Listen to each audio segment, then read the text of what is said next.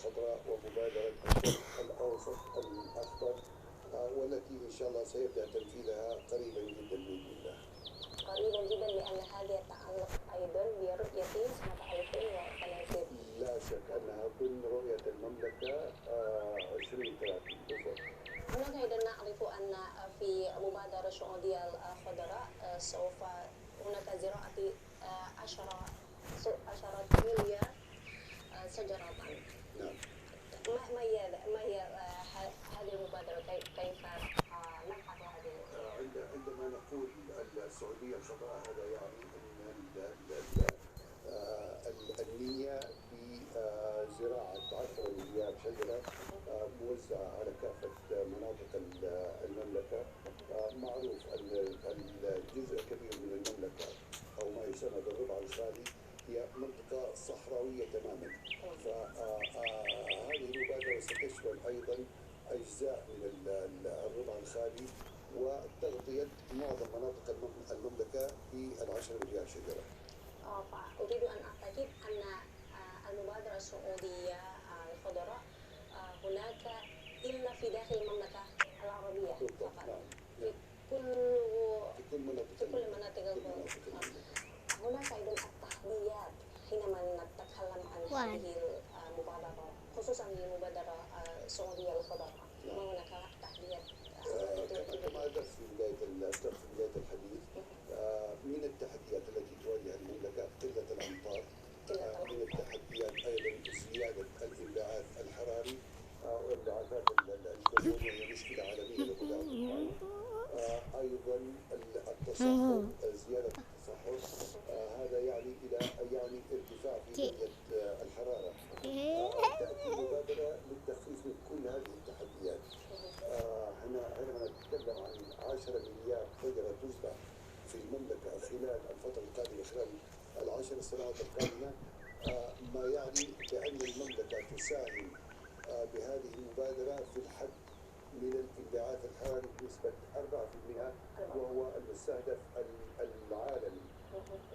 أيضا لو تكلمنا عن الشرق الأوسط الأخضر، هي أيضا مقصود بها زراعة 50 مليار شجرة على مستوى دول الشرق الأوسط.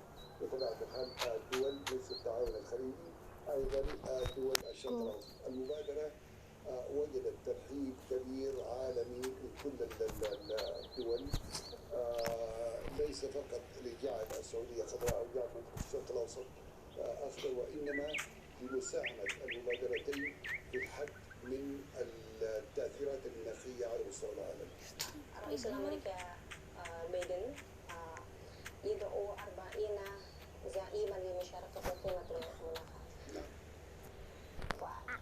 السعودية العربية وهذه المبادرة سوف تبحث في هذه القمة. لا شك أن قمة المناخ التي دعا عليها الرئيس بايدن ستكون فرصة كبيرة جدا للمملكة العربية السعودية للتعريف بالمبادرتين ولكسب التأييد عالمي أكبر خلال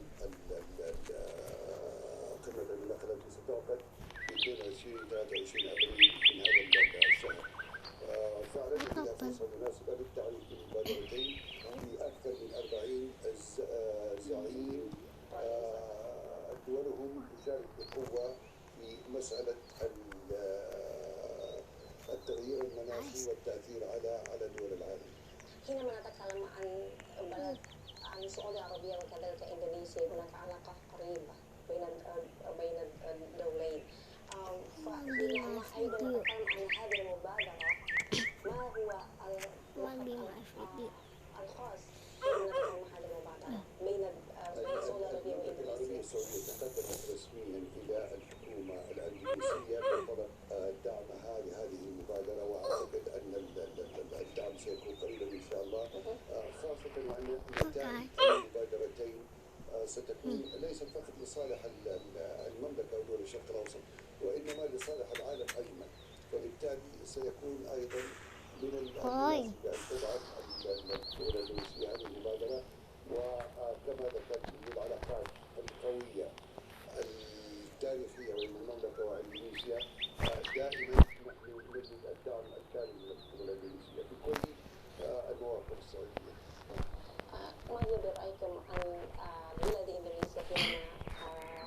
نريد أن نساعد هذه المبادرة، إما مبادرة سعودية خضراء أو مبادرة الشرق الأوسط. معروف أن إندونيسيا دولة أمطار، معروف أن إندونيسيا مغطاة باللون الأخضر كاملة، فمن الممكن الاستعانة بالخبرات الإندونيسية بالنسبة للغابات وتغطية منطقة المملكة ومنطقة الشرق الأوسط، ومن الممكن أيضا استيراد عدد كبير من هذه الأشجار المنوي زراعتها في المملكة والشرق الأوسط من هنا من إندونيسيا. هو بطبيعة الحال يعني استيراد 50 مليار شجرة، يعني أننا نحتاج كل دول العالم لتزويد المملكة ومنطقة الشرق الأوسط بهذا العدد الكبير جدا من الأشجار. شكرا كثيرا على هذه البحث سيادة السفير Samad Al-Tabraki.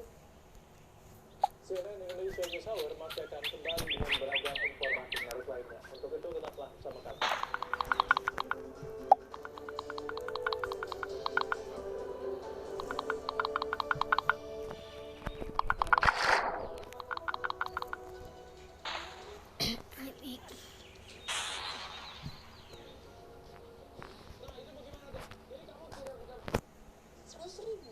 Rp100.000 buat satu botol kecil ini. Jika celatan besar bisa langsung dikonsumsi, celatan kecil akan dibakar dalam bambu atau disebut dengan motong, tanpa ada bumbu apapun yang ditambahkan.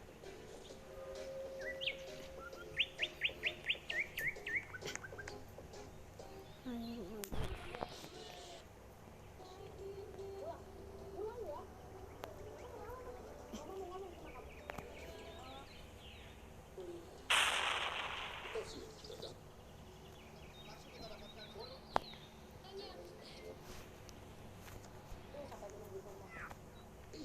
Anak kecil Indonesia kayak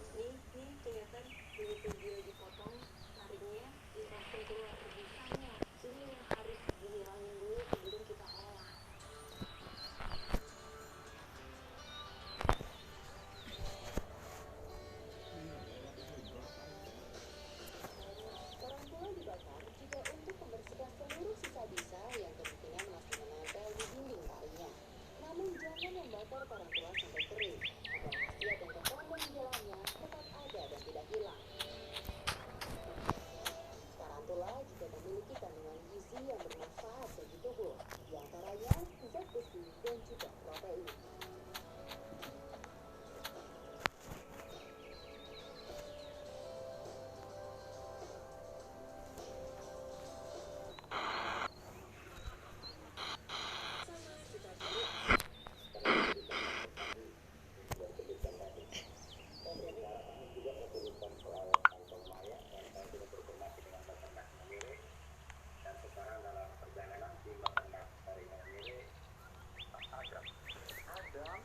Yang merupakan nenek Yogyakarta.